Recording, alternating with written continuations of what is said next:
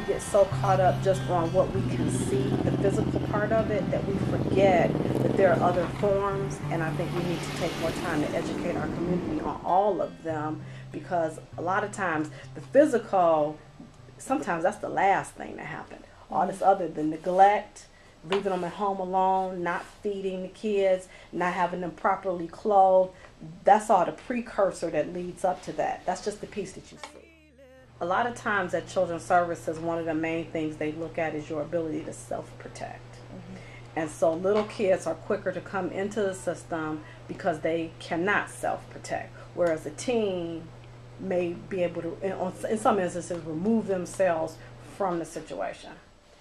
Schools call in a lot of referrals, and typically it's someone at the school who understands their role as a mandated reporter and kind of steps outside of the school system and will call anonymously. Neighbors will call, family members call. In the instance of newborns, the hospitals sometimes have to call because the babies are born with chemicals in their system, and they test them at birth.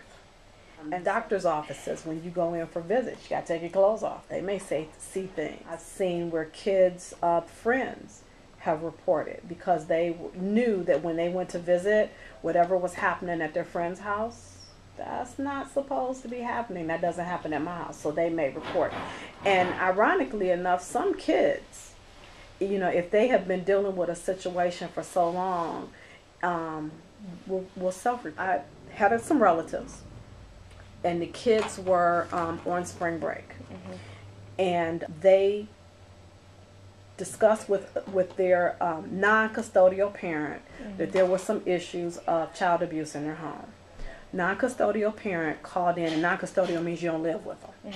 So this parent called in a referral, but the way the referral was worded, it sounded as if you had two parents arguing over custody, and you're going to trump up a child abuse, you know, allegation so that the kids can come and live with the non-custodial parent. So the kids knew that I worked at Children and Family Services. So they were with the non-custodial parent during spring break, and they said, let's go downtown and visit Robin.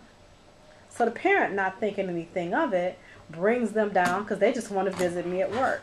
As soon as they walk in the building, they say to me, where's the hotline?